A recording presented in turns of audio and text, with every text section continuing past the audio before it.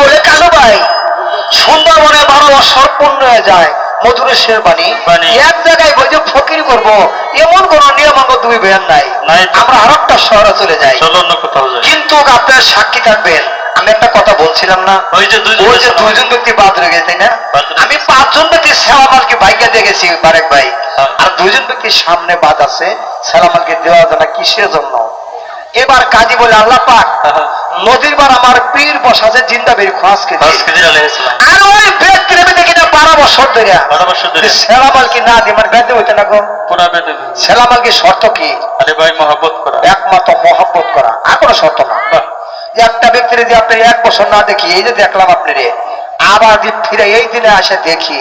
মহব্বত করে সেলামালকে দেই তাহলে একটা ভালোবাসা হইল না একটা মহব্বত হইল না এইটাই থাকবে সারা জীবন বাবা আর কিছু থাকবে না কিছু থাকবে না আজকে আমার ভাই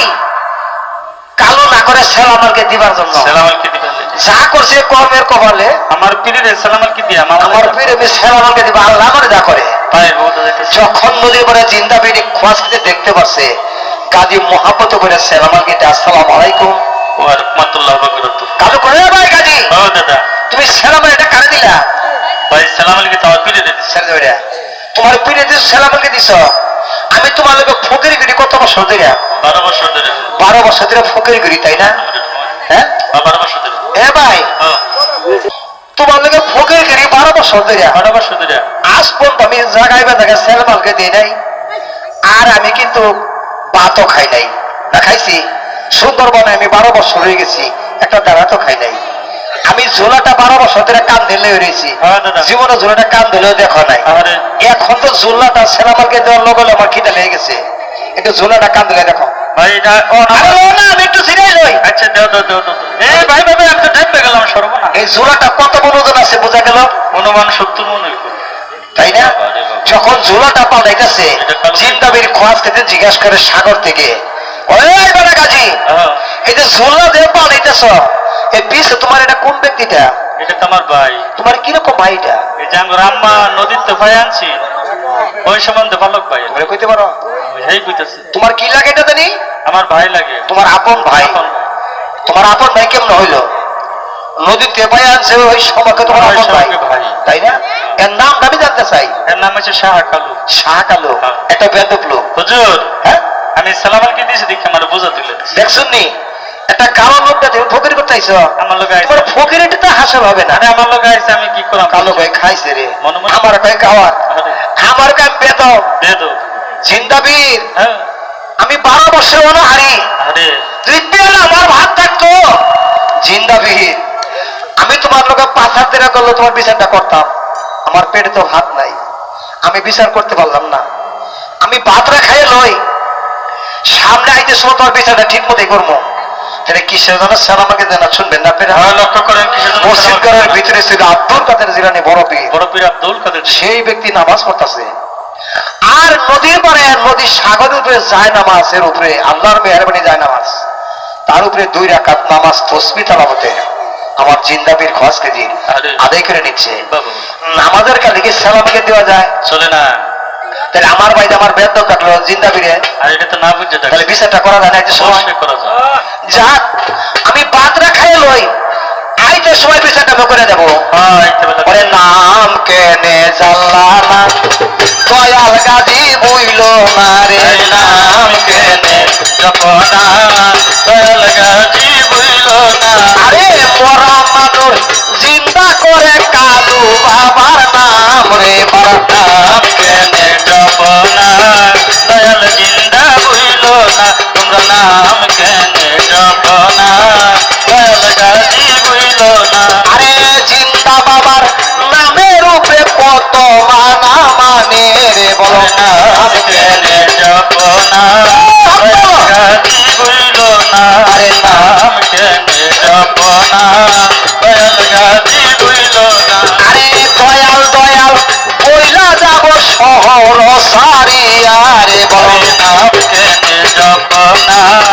দয়াল জিন্দা বইল না আর নাম কেনে জপনা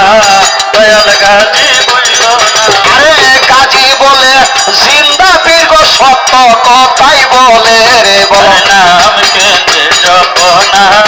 দয়াল গাজী বইল না তোমরা নাম কেনে জপ না দয়াল জিন্দা বইল না মানের পীর গো হরে নাম কেনে জপ না দয়াল জিন্দা বইল না তোমরা নাম কেনে জপ না দয়াল গাজী বইল না আরে তুই অকুলে লইছে জন্ম সাহা জিন্দা পীর রে বলো নাম কেনে জপ না দয়াল জিন্দা বইল না নাম কেনে জপ না দয়াল গাজী বইল না আকবলা ইল্লাল্লাহ ভাই গাজী এই শহরটার নাম আমি জানতে চাই এই শহরটার নাম কি রে ভাই বাইরে এটা তো সাফাইনগর সাপাইনগর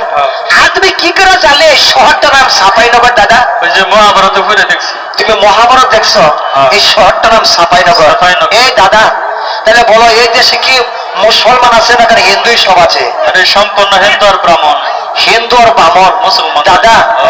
একটি মুসলমান তো এমন হয় নাই না। এই দেশটা সব হিন্দু রাষ্ট্র এই দেশে আছে খালি শুধু বামন দাদা ও। বলো তো এই দেশের রাজার নাম কি শ্রী শ্রীরাম রাজা শ্রীরাম রাজা এই দাদা এই মুসলমান ছাড়া একটা হিন্দু রাষ্ট্রে ভাত খেতেছি আমাকে মাইরাই দেয় নাকি রে ভাই বাইরে ভাত দেয় না এই আল্লাহ জানে রে আরে হিন্দুরা তো বাদ এ দাদা ওই যে কদম গাছের নিচে হ্যাঁ। একটা লোকে বাঁশি বাজায় এ দাদা নত দেখি বাঁশিটা কেমন করে বাজায় শব্দ শুনতাছি হ্যাঁ, চলো। বাঁশিটা কোন সুরে বাজায় কমন কালারে অমন কালা রে কালা নাম তো রিয়াবাসী আর বা যায় না কালা বাজায়াছো বাঁশের বাঁশির বন্ধু বাজায়াছো বাঁশের বাঁশির বন্ধু মন কইরাছো দেওয়ালা কালা নাম তো রিয়াবাসী আর বা যায় না কমল কালারে কালা নাম ধরিয়াবাসী আর বাজায় সোনা আরে অমন কালারে কালা নাম ধরিয়াবাসী আর বাজায় সোনা কালার প্রেমে ভালো ভালো কি ধর্ম ওরে বন্ধু বুঝে না সে নারীর মরে কালার প্রেমে একই ধর্ম হাইরে বুঝে না সে নারীর মর্ম এইবার নারী সাইদা দেখো না বন্ধু রে নারী সেজে দেখো না বন্ধু রে নারী সাইদা